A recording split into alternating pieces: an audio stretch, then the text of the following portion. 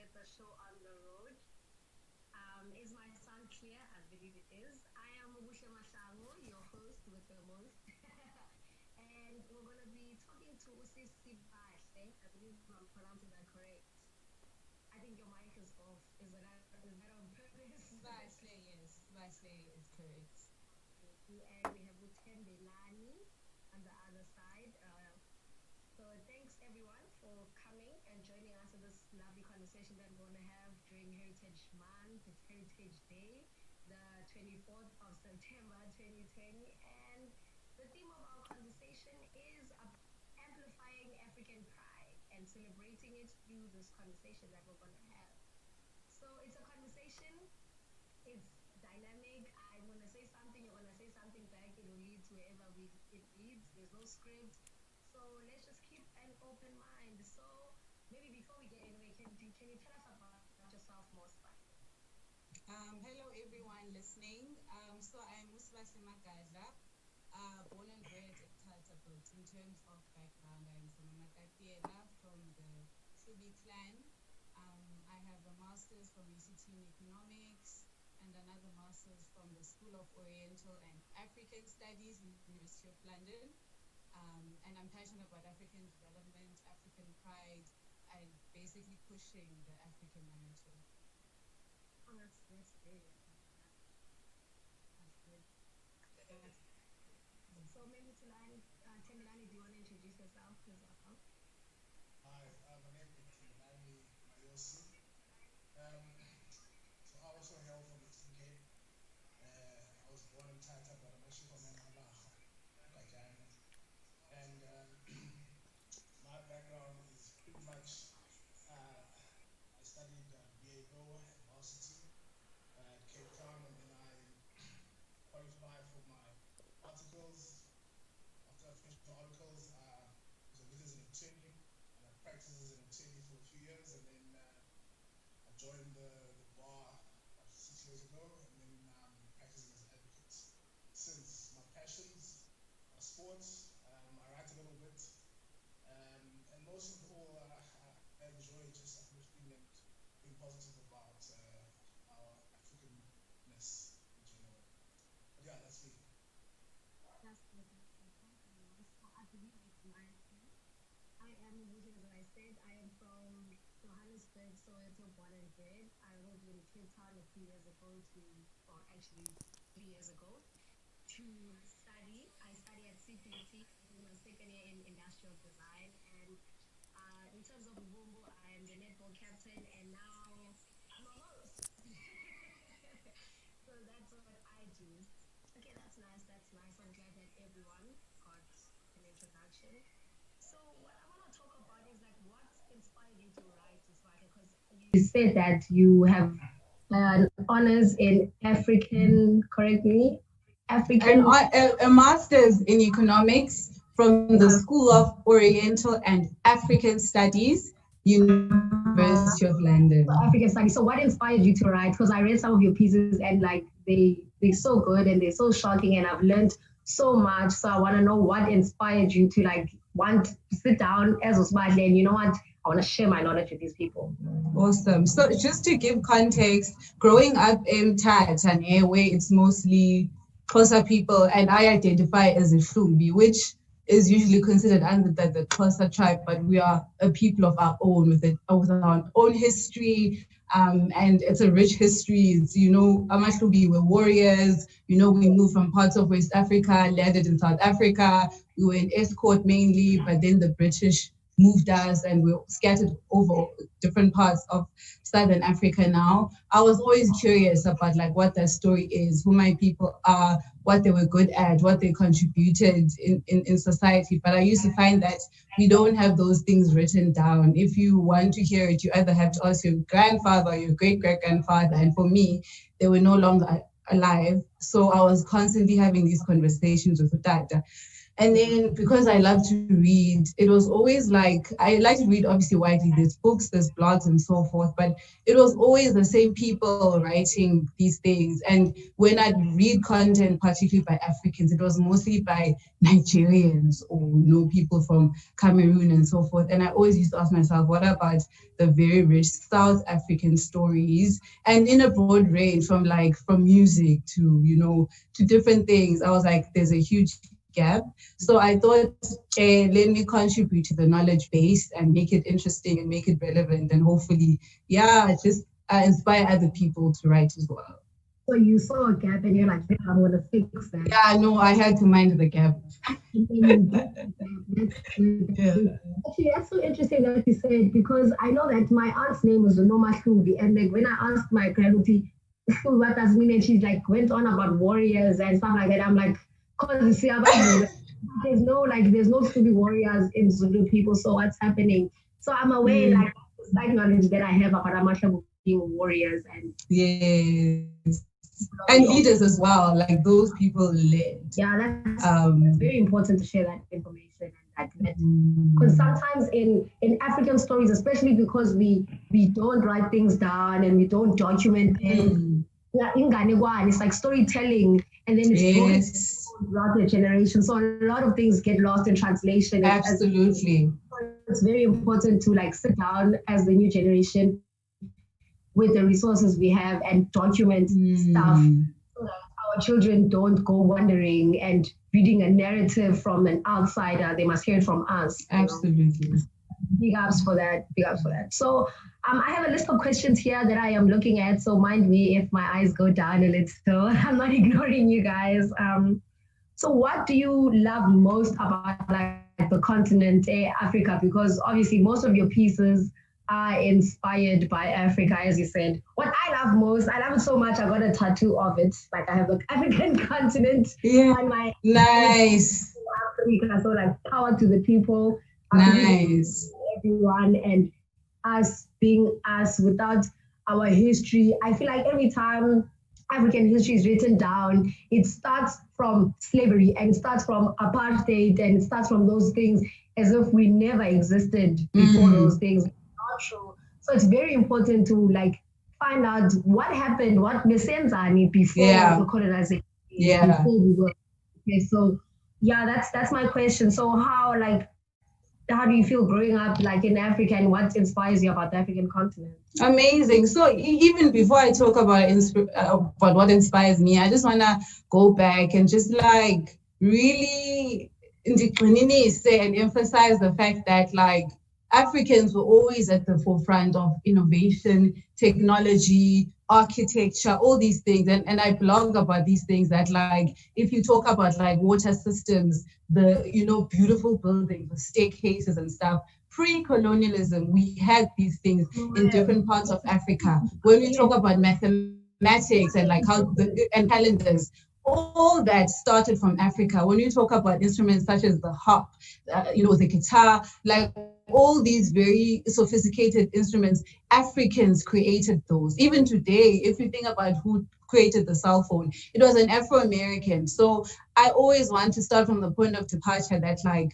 we, as Africa, we were almost, we were the center and the source of what exists in creation. Like even the way we interact with plants and herbs and all these things, they all have African origin. And what makes me so proud of Africa is that over the years, all these countries have extracted so much wealth, so many things, but I still stand on the fact that we are still an abundant nation, and it's a matter of how we channel Ezozinto to actually make things better.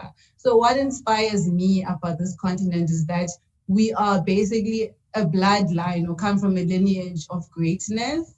And I think what we need is to actually inculcate that in each and every person right now so that they can act from that high value place. Then I think from there things will be better. Then I want to talk about why I started writing about Africa. So when I studied in the UK, I did a lot of touristy things. I went to the best museums, I went to the best, things.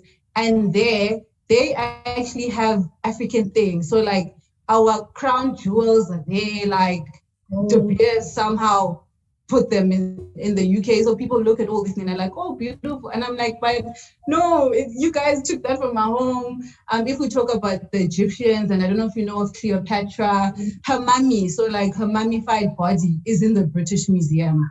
When you look at all like different things like African artifacts, they're there. And I kept thinking to myself, these beautiful, things that are ours are not here with us. So then I think for me with my writing, so I'm trying to almost restore and also preserve and promote what's ours, and also, inspire people to actually believe that Africa is where it's at.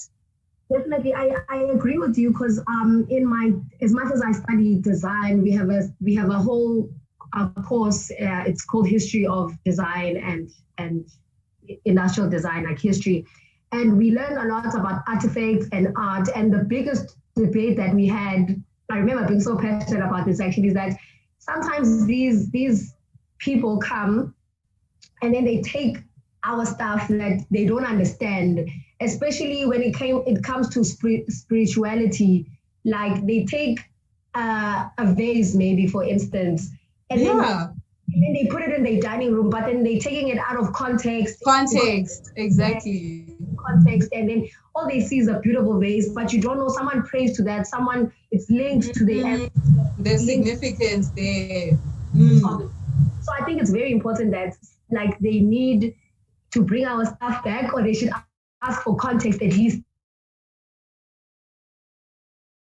so that we can educate them, in glass shells, and then and you take it has a title. So heartbreaking to see that. 1970, and you don't know the significance of what it means. You could be connected to that thing, but you don't know because you're seeing a vase because it's a vase, and there's no history behind it. So a lot of things just are lost, and it's so sad that so many things are ripped out of our hands and taken out of context, and then that's how people get identity issues, and you don't know who you are. Exactly. It's so deep. It's deeper than what people know. But so how has growing up in Africa influenced your identity, like as a person and your aspirations? As you said that Ulishubi, and can you tell us like more about that, of how it influenced you? Obviously, it influenced you a lot because girl. Yes. Absolutely. So whenever I talk to my identity, I think it's very much also linked to my father. He actually passed away last year, and he was home to me. Thank you. And I remember growing up, he always used to be like Zitute, like Ngubani. Like he was always very much like, you must know who you are. You must know your history and be proud of it. And I remember he'd always say little things like, even when I said I want to go study in the UK, he'd be like, why?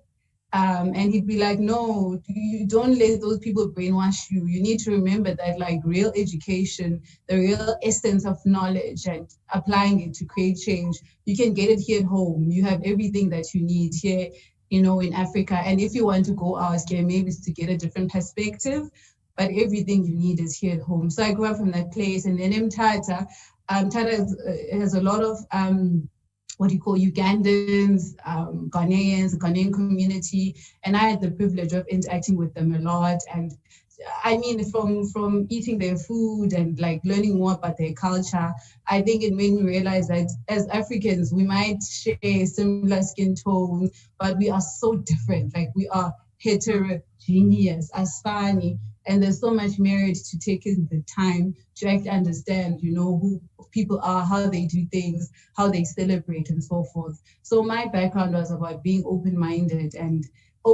particularly about fellow Africans, and who they are and what they do. Yeah, charity starts at home. So you need to know about yourself before you can go knowing the people's business. Yes. So quiet. I don't want him to think that I'm. Yes, I was about to say, redirected. Like if I'm talking too much, just type a question down so I can see it maybe on the screen, please. No problem. I'm so here. Are you intimidated by this woman power that's going around you? Well, I'm impressed. Intimidated, not really. Oh, thank you. Okay, so let's explore your journey and your growth as a writer, producing like African-centric, Afrocentric content. That's what I meant to say. So when did you start writing? I'm sure you've been writing a while because I mean you're so learned. So when did you specifically start writing about this topic? Is Well, I won't lie to you. I've written on and off. did you also? I'm sorry. Okay, the question was actually meant for Smarter, but go ahead. Go ahead. No, Oh, no, was it meant for me? Maybe he can answer first, then I'll follow up. Actually, it's your turn, Margie. Tembelani. all right. No, I'm actually a novice. I'm a novice writer. I've not written too much on these topics, but my interest was piqued a while ago regarding, where I come from and also regarding the history of Black sports. And I think you get from my writing Yes. The point that I sort of try to bring across in it is to encourage more to be written about the history of South African sport, but from a Black perspective. And it's not to sideline anybody else. The point is our history, our heritage, particularly in rugby and cricket, has not been captured at all in many examples of literature or otherwise. So the idea is to first of all tell people more about the background of Black players in sports, rugby and cricket specifically, and then also to show the wider population that actually we have participated in the sports and we have a long lineage in the sports. And so the notion or the idea that we are newcomers to rugby or to cricket and that we need to be somehow developed or improved by the established sports teams or schools is actually a fallacy. You come from a strong background in sport. And so those are the small things I wanted to sort of play around with and also just start people to talk about these issues. And I think the groundswell of the need for it is there. It's just a matter of youngsters getting involved and writing more about this. Yeah. No, I definitely I agree with you. With the rugby, especially in sports, it is like that because I used to play sports myself in high school, and you feel like sometimes it's you have to work twice as hard as a child of color to be where your people are. You need to work twice as hard to be recognized and twice as hard to do. And even with the Ubumbo, I think I might be, correct me if I'm wrong, Temilani, but that's how I think it started because the Black players were struggling to get into the rugby team. Do you want to maybe build on that? Sure. I mean, the one aspect that, especially in Cape Town, people in the early 2000s, they didn't have an experience of a lot of young Black students being involved in rugby, partaking in rugby. Because obviously the background of our country, apartheid, we separated us, so we actually didn't interact a lot. Now, we got to a point at UCT where young Black players from the Eastern Cape come to study at varsity, but also play rugby because, as I said, there is a long run of young Black players who've got a history in rugby, not just started playing in the late 2000s. And so the idea was that if we can't be picked in the under 20A1s or under 20A2s team, then let's create our own team and then start playing in the internal league, and then obviously have a space for like-minded individuals, especially black rugby players who don't get an opportunity to play every Saturday to actually have a chance to play the sport they love and know very well. And so that's where it sort of developed. And he was one of the brainchilds behind the whole Bumbo rugby club. So it started from there, and then it's always snowballed into something bigger, which has always been, I think, the idea behind it, because we wanted to create a space for youngsters, especially youngsters coming to university who don't have friends, who don't have family in Cape Town and things like that. To actually have a space. Wow, so you want like a safe space with responsible people that you can trust to build a small community for people you can relate to. Oh yeah. Definitely, that was a good initiative. I was telling my dad as well that I'm part of Ibumbu now, and then he was like, "What is that?" And I explained, "Good, it's like a small community, and like it's very like good people, and there's like, when you tell your parents you're involved in something, they're always like, what are you up to this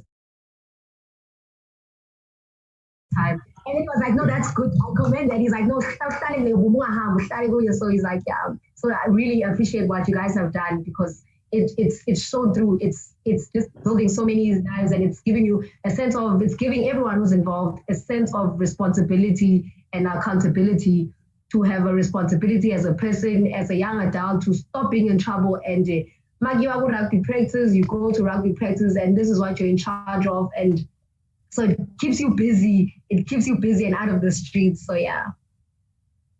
And I just want to add, I'm so sorry.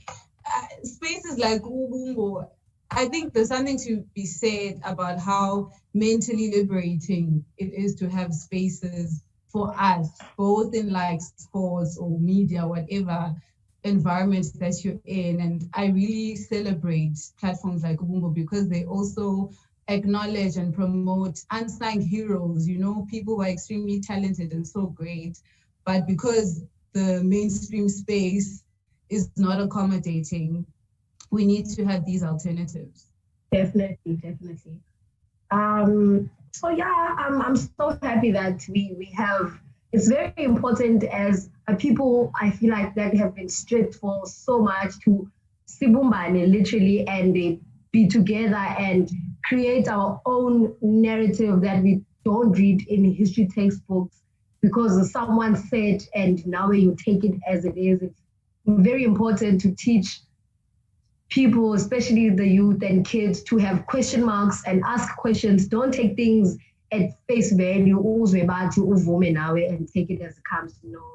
So yeah, I'm glad that's where this thing is heading. There's a light at the end of a tunnel, they say. Absolutely. So I'm just going through my questions. I'm sorry, I've been sidetracking so much. I'm stressed.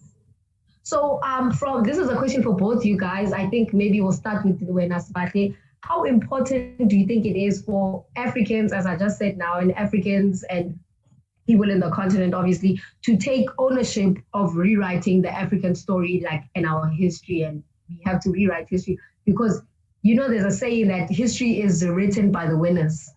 Yeah, because the losers usually dead. Yeah, absolutely. What do you think it is? We'll start with you, and then we'll go to Pemelania. So I think when we look historically about Black people in general, right? I think there's a way that non-Black people view us, right? And it's obviously influenced by what they've read or what they've, been taught and so forth. And because we have not had the power to be able to say, no, this is our reality. Because if you look at Afro-Americans, for example, they don't even know where they come from, who their people are. It's almost like then you're trying to create an identity for yourselves that is already based on like this existing low value, bad reputation, poverty, shady, corruption, place. So if you're already using that negative space as a point of departure, then it's like, where are we going and what are we doing?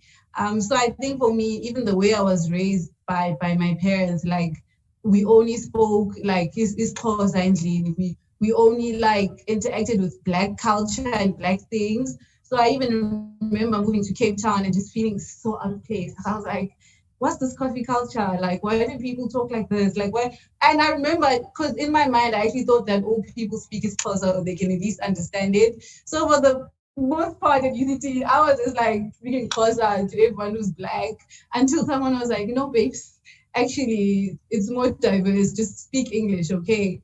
So I think there's such a value in first of all, being able to relay or teach people who we are and how we should be treated, but it also comes from a place of having an understanding of who we are. And unfortunately now, fortunately rather, we actually need to be able to read those things online and get those books and get those things. I was fortunate enough going, and just to add, I was fortunate enough growing up, we bookshelf Katata. It was literally just literature by blacks. It was like black South Africans, like black Nigerians, So I got to consume a lot of very, skills from your dad. Yes. So I think to promote Black power, we need to read Black content that comes from a high value place. Definitely. And when I know any add on that. Yeah, I think the time for me when I realized that we actually need to capture the African narrative, actually when I watched a sports documentary program about 5-6 years back.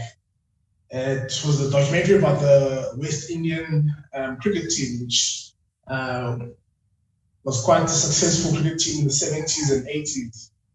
And the documentary was actually called Fire in Babylon. And it sort of documents the changeover from the colonial establishments to the African or the West Indian players taking over and actually being not just as good as their white former colonial masters, but much better than them. And so the documentary sort of exposed a few things that at a particular time in my life I was sort of trying to battle with and trying to figure out for myself.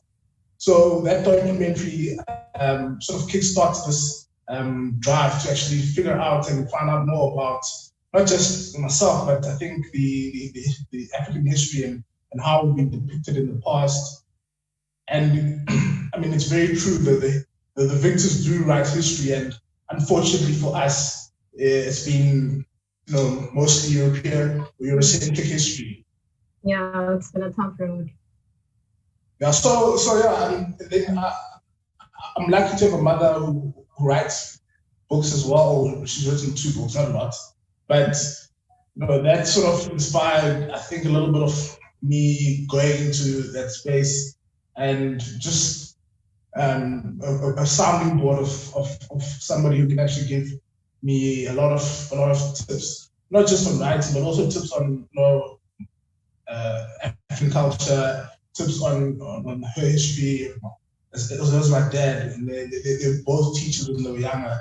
So yeah, it's very important, and I can't stress enough for Africans to write our own history, because the history that's been written about us, we've all come to realize that it's actually flawed. It came from a very, as a Eurocentric, and you can call it racist ideology. And I think you get the picture when you start looking at the old history books that we were taught in school, how they depicted us, and I mean, it's unbelievable. It's yeah, I agree with you. Yeah, and so we need to dominate the space. I think again, and also when people come and ask you about your history, especially the youngsters, the children, and the teenagers, they should be able to express themselves freely about where they come from and how proud of their history and heritage they are. So it's difficult to do that without any books or any point of reference. A good point of reference. Yes. Reliable point of reference. Definitely. Yeah. I know, because I used to take history in high school, and I remember just fighting with my history teacher out of frustration. What am I reading? This is, I know with my 2 cents knowledge, I don't know much, but I know that I equal in the and it's a pity that those are the things that are ingrained in us. And because I believe if it wasn't for like myself and my family to have those question marks in your head, I would have believed those things about Balile that aren't even accurate, So it's very important to ask questions and not to take things and just take it in and have and have people that you can have these conversations with, and that you can have a space where you can voice your frustrations and be like, I am lost, dude, because this is what they're saying, and someone's gonna be put you in line with and fix you where you go wrong. And actually, in terms of what you were talking about the history, Tembelani, I once went to a museum in Swaziland last year, and so there was a museum. It's a living museum, so you can interact with the things instead of the things being in glass pieces. You can interact. Oh, that's nice. It was a very nice museum, Umbulani. I think it's a small village in Swaziland. And the way they decided to write the history, I'm not even paying, guys. It's ridiculous. So how it's written is that it says, I remember this one line that says, Swaziland and the king of Swaziland didn't fight this colonialism and embraced it. That's why Swaziland still has their land and their people and their culture. Because he didn't fight. And I'm like, guys, they whitewashing this whole thing. I'm sure it's not how it happened. Like, they didn't come with their shit. They'd be like, can we have your land? And he's like, yeah, no, you can have it. It's not how it happened. So it's very problematic the way they choose to document things. So we should definitely document our own side of the story. So this is also a question for both of you guys. In what ways has your writing changed and contributed in a positive aspect of Africanism and around the continent? So how do you feel that your writing has impacted people in a positive way? So what change do you think that your writing and you as a writer have you done in the continent and the Blackness awareness of people, if I might call it that? Do you want to go first, Swahle? Yeah. Okay, cool. So I think for me, I would have to ask people, what impact has my writing had on you? But my hope with all the content I put out. I would say, like, what do you hope to achieve? Maybe that's the better question. Yes. So my hope, number one, would be, to educate my fellow Africans on how amazing we are. We've been at the forefront of development in so many aspects, in leadership, in governance. So that's the one thing. And then also number two, to spark a curiosity for people to actually also investigate for themselves. So actually ask, okay, as an African, where do I place myself in history in this regard? What did Africans do in this area back in the day? So people to actually ask and say, okay, let me do this in order to learn more. So even with the content I share, I try to add sources at the end so that people can go investigate further. So the two things for me is, number one, to educate, but also to allow people to be able to critique the existing mainstream, ideology about Africans, and then to dig deeper, to find out the real answers, to find out the truth. Definitely. Right. Yeah, I want to say as well that I'm not the most established author, so what I hope to achieve is probably a much better question. And similarly, the one aim is to educate and spread the information, the accurate information and positive information about Africa, about us, amongst our community. But I think also an important issue is to educate other races about us. The information that they've had for the last 300 or 400 years is totally accurate. And I think for them to actually, first of all, get over the hurdle of seeing us as what was depicted in those history books, we have to show exactly who we are, where we come from, and actually teach them as well, because I think the one thing we have to do is to undo the negative narrative about Africans and Africa. So teaching, but also teaching the wider society about us and our values.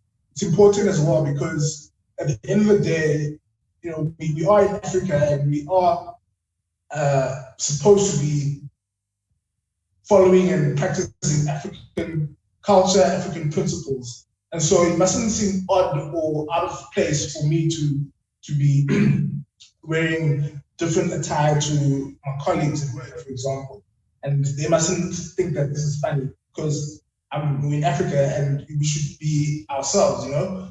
Or if you have dreadlocks, if you have dreadlocks and you're an advocate, it mustn't appear as if now this person is coming with this weird and out of character and hairstyle. It's normal. It's who we are, you know. So those are things that we have to look at. Re-engineering, that's a word we can look at and change the mentality of wider society to actually make us the main, for the lack of a better word, the mainstream, if you call it that. Because at the moment, mainstream is really Eurocentric. You saw the clicks advert that was very problematic. I mean, my goodness, what a disaster. They stop being mistakes. They stop being mistakes. Yeah. And at this point, they stop being mistakes. It just shows the lack of diversity that happens because who signs this thing off, you know? It's not like someone and they just like, let me post something on the website. But on the topic of hair, Tembelani, when everything is like a reference to high school, it shows how young I am. So when I was in high school, I got into a nice like private school, high school, whatever, it's fine. So the dreadlocks, they're like, no, your hair, it's bad influence. We don't want other kids coming and thinking this hair is correct. And I'm like, what do you mean? I'm in Africa, I'm an African, and this hair is literally growing from my scalp. So I started like a whole hair committee thing where, because most of the rules were made by the white teachers, by the white students. So we started a thing where there's a group of Black girls and Black guys who make the rules for the Black hair. Obviously, I don't want someone coming to school with green hair and red hair and like ridiculous things, but it's your hair, and if it has no colorant or whatever, it's fine. So I think sometimes that these rules are made from a misunderstanding. So after we started the hair committee, the Black kids set the rules because you know how my hair reacts to things, because they told us that your ponytail must be this thin. Like literally this was the rule. Like a teacher had to come to you, do this. And imagine Black hair and this. Guys, are you joking? Can you see how small this is? So then if you have a Black hair committee, they understand that your hair takes two hands. And it's not because you're trying to be a mischievous child and break the rules, but I think it's very important to educate other people as well. I agree with you, Tembelani, on that point, because my neighbor was also asking me actually a week ago how the Lobola thing works, because it's weird. And those questions are fine, because if you ask them, then I can educate you, but don't sit and be ignorant and think you know because you read at a Clicks advert that it's dry and dull. Imagine the audacity. I hear that.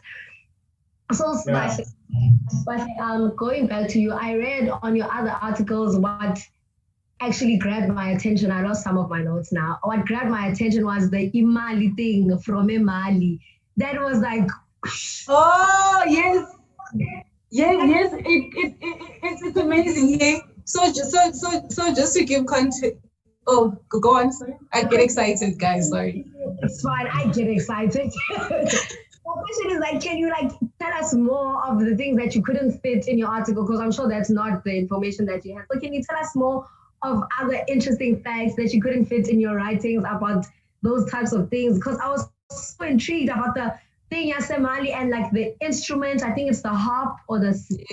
Yes. Just can you tell us more about that? And like, well, I'm running out of questions, so I'm assuming we're just gonna finish soon. But I'm having so much fun. Me too. So one of the pieces that I wrote is how the country of Mali is in West Africa, was the richest in the world, right? And they also had in Mali Timbuktu University, which is now called University of Sankore, and basically people from all over the world would go to Timbuktu University to get educated in the sciences, like theology, like all these different disciplines. So in my blog, I was saying, I wonder, is this why in Bantu language we call Imali Mali, as reference to the fact that the country of Mali was the richest globally. But on top of that, just to share more about the content that I write, it is very much about like what our leadership back in the day looked like. I can't remember the country I made reference to, but one of the countries in their cabinet, they actually had what do you call minister of etiquette. So basically, how people should hold themselves in meetings, dress, and think, and just be and behave.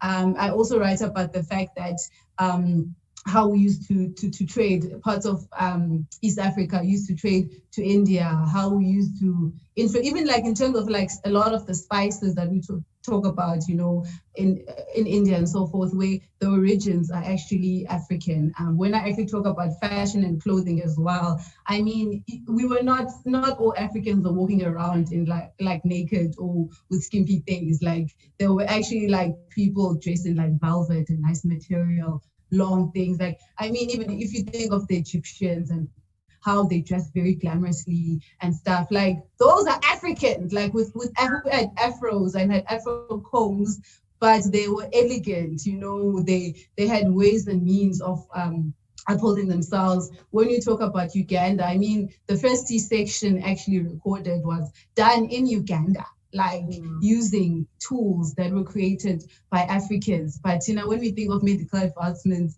we're like, no, it was definitely the West. Even when we talk about like anesthesiology for operations to be done, like the origins are from like Africa, parts of Egypt, Morocco, they were at the forefront of those things. So that's the type of content I shared in the book. Yeah, I know that was like very interesting stuff because I couldn't get off my screen when I was reading. I was like, what? That makes so much sense because Mali, because I was even saying yes, right? Mali, even in Sibenda, and it's like Mali, it's not very far off, like whichever on the continent. And I was like, wow, this girl did her research. Yes. So like, is there also something that maybe you couldn't fit in any of your other writings that you just know in the back of your head, but you felt like it's not good enough to write it to share? Like, can you maybe tell us about that, about some things that didn't make it through the writings when you were writing? Well, I think I'm going to put myself to shame here because I was just writing about rugby and writing about cricket. And writing about tell us more. Tell us about like We also but yeah, I mean there was a lot of information that I couldn't fit in my two articles, and obviously I don't want to write articles too long and bore the reader, and so the idea was to just sort of touch on bits and pieces and show sort of the history of Black rugby in South Africa. Now, there's a lot of, I suppose you call it, debate regarding the early 19 or late 1900s, early 20th century about the origins of Black rugby in Eastern Cape, which was already being developed in the Western Cape or in the Cape Colony. And there's a lot of clubs that I didn't include, or I didn't, obviously because of, as I said, space and time, didn't give enough airtime to sort of allow it to amplify the stance and the impact on Black rugby.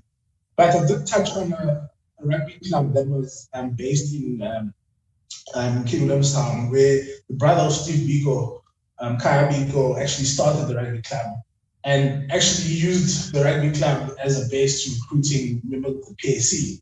So these are a lot of small stories that are. That's very interesting. That's very interesting because Steve Biko is like one of my favorite like African heroes, and he's very underrated. So he's like very like one of my favorites. So that's very interesting. That's very interesting. And the thing is, which is quite bizarre, or not bizarre, but it's just frustrating that these stories aren't documented and there's not enough sort of made about them, is you find out some of your political leaders used to play rugby and they were actually quite good, or they were in boxing. I mean, Bantu Olumisa was actually a good rugby player, and no one, if you now, no one would think that he was a very good rugby player. And there are images that are stunning that you think to yourself, this is just so bad that we don't get to document these properly. Another very interesting picture that I came across whilst I was doing my research was a picture in 1951 of the ladies section. So the name of the club escapes me, the Lily Whites, I think, a club based in Grahamstown, and they had women's rugby, right? And so I was actually stunned that, particularly because I know black women's rugby in the Eastern Cape is quite strong now, but in the past I've never heard of it, and there must have been other teams as well, because they wouldn't just have a team for themselves and play, touch rugby every weekend. There were other teams that play against. But this is not documented, and it's actually, I mean, for me as a rugby, I can call myself a fan, but more of a fanatic. It's such an interesting story, and because no one has ever documented that properly and said, listen, women's rugby in South Africa, particularly black women's rugby, has been played for years. And so those are things that we have to unearth, and I think as time goes by, and I have more chances to write, I hope I'm allowed to write a bit more. I'm going to delve into those stories and actually try and get more background and get more information for the readers, and hopefully allow them to look into it. Please do, because those are very interesting stories. I remember my mom was very strong in me joining rugby, and I was like, I'm not ready for someone to fuck Irene his shoulder in this face.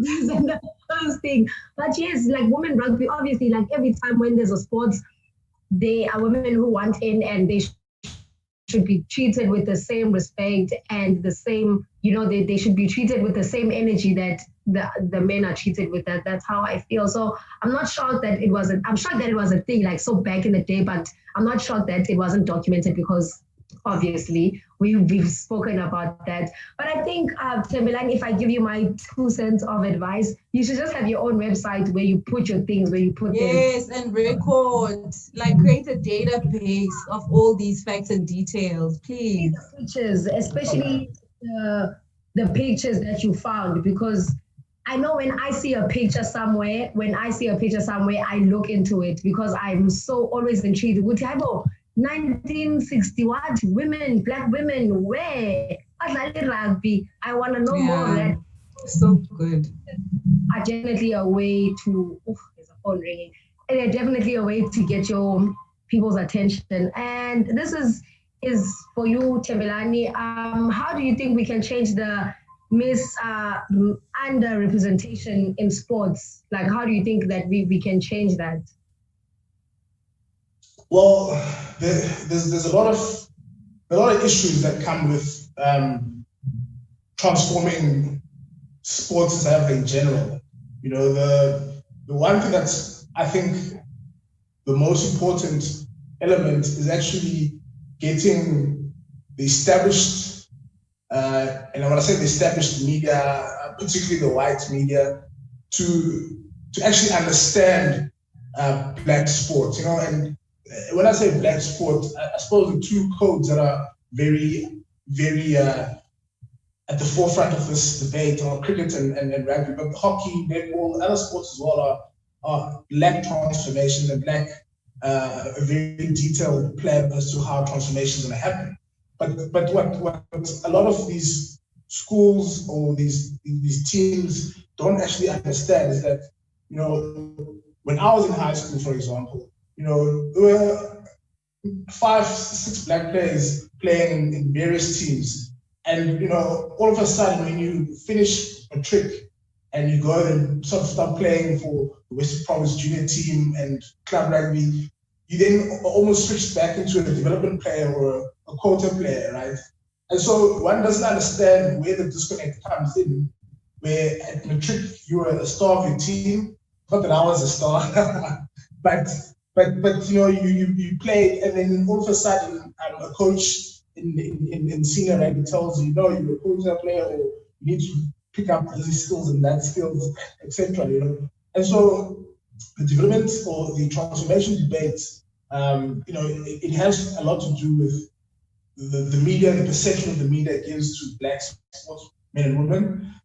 But also, I think you need to have a governance that is geared and focused, a sports ministry specifically, that's geared toward providing the right conditions for the teams to transform. And so, and now when I say for the teams to transform, as an example, you can have a great plan as a rugby union like Saru, that you want to transform the Springbok team and you want to create the 50-50 split or 70-30 split. But when your provinces or when your franchises don't buy into your vision and don't buy into your idea of transformation, then what you have is you're going to only have a handful of players actually coming through at that level, and then you don't want to expose them at Springbok level if they haven't had a chance to play and develop at franchise level. So all different levels of sport have to actually transform. And you've seen 99% of black players who make it to Springboks. Those guys perform at franchise level, perform at Springbok level. And the point has always been that if you're going to allow or create the systems for transformation, the sports ministry, they have to be on board. I'm not saying they must interfere and grab someone's neck by the scruff and tell them what to do, but they have to be very, very involved in the process, because if you allow somebody else to run your transformation program for you, you can have a lot of unintended consequences, which it has had in South African sport. And that's, I'm generalizing it, but in a nutshell, that's what has happened. Yeah, I agree with you, because the sports is a very sensitive issue. As like the more African people and people interact with the sport, is like you hit a brick wall and then you have to just push, and then sometimes you can't get through to the other side because there's no funding, as they like saying, there's no funding. We can't do this because there's no funding. So there's no one behind you. You're trying to sort through this problem, but the awas, because you're one man putting this big burden. And on that note, I remember my high school references are getting boring now.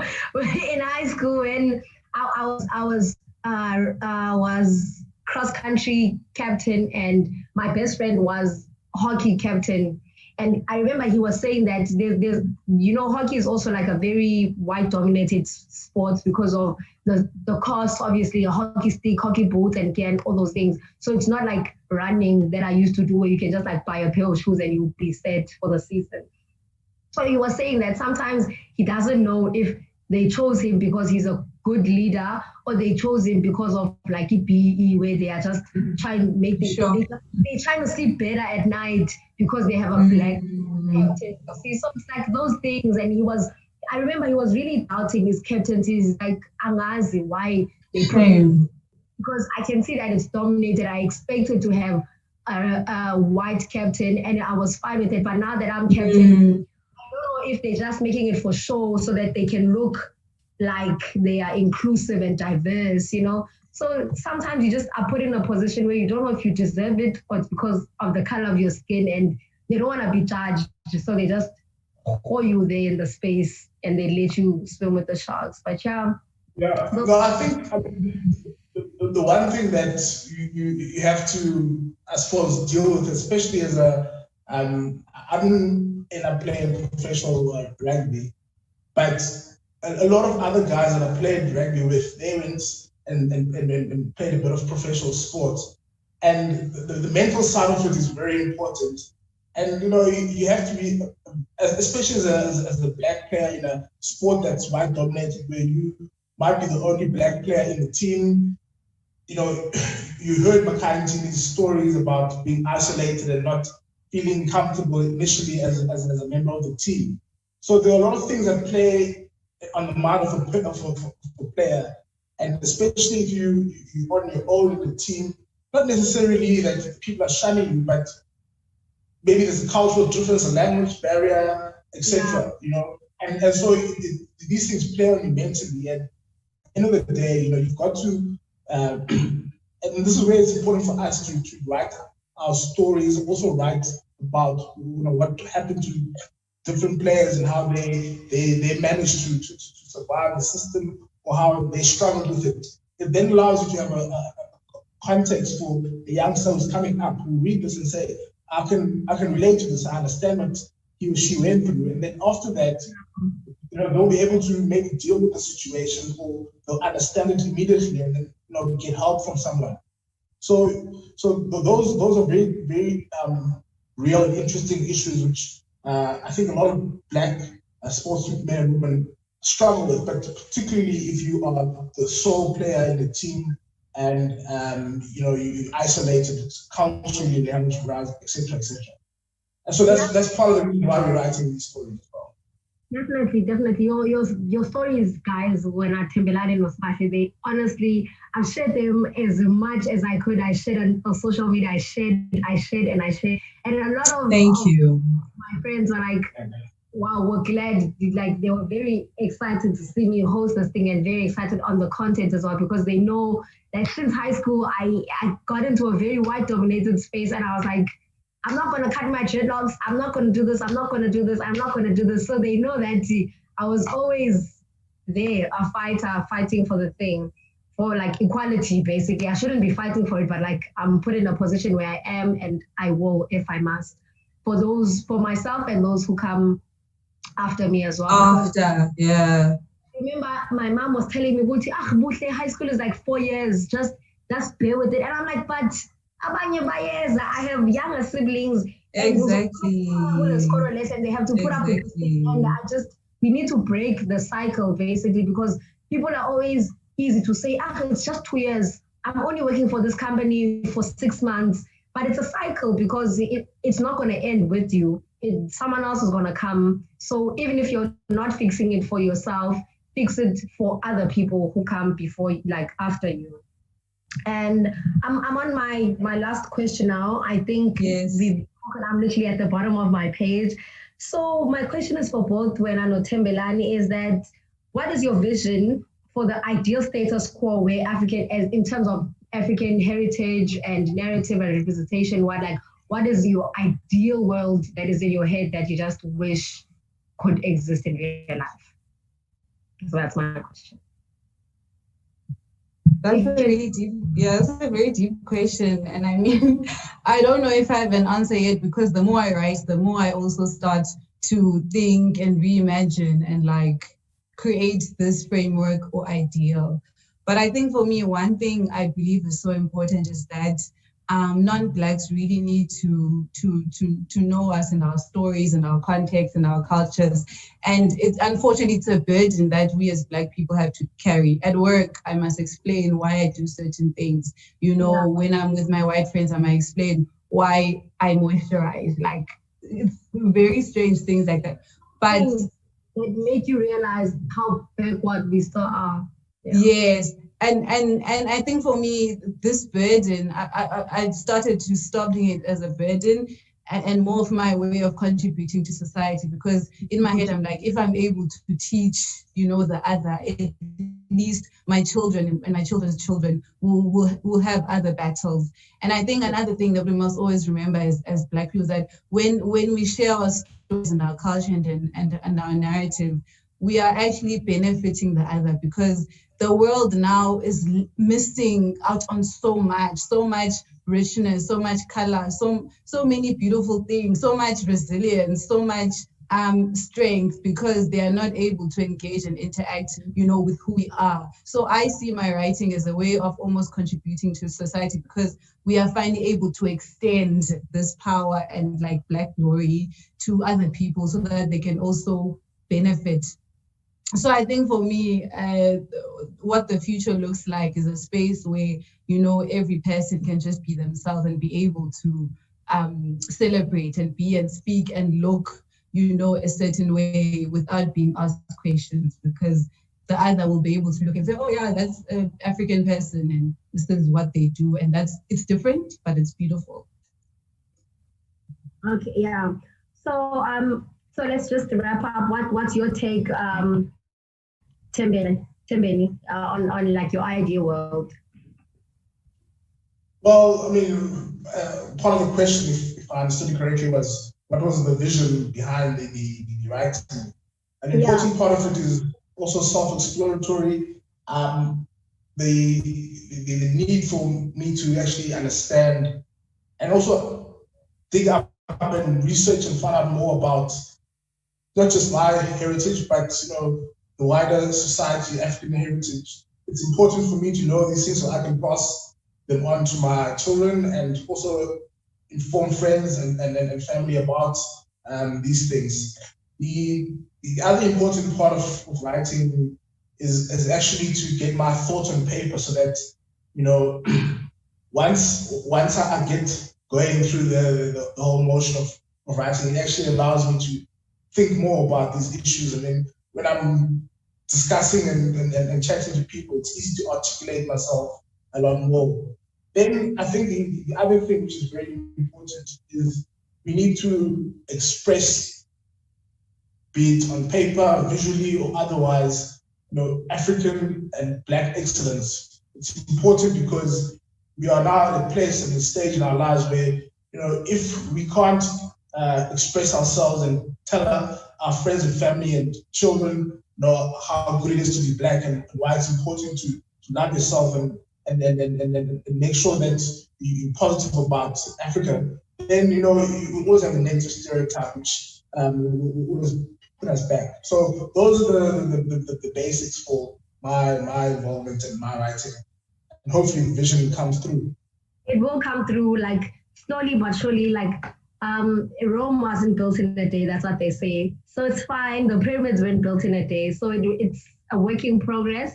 But we have come to the end of our conversation, guys. Thank you so much. It was lovely talking to you and virtually meeting you. Hopefully we meet face to face one day. Yeah. I'm inspired, and like your pieces and your writing and your knowledge is not falling on deaf ears. I've gotten some great response about the things that you've written, because I know they couldn't. That's great.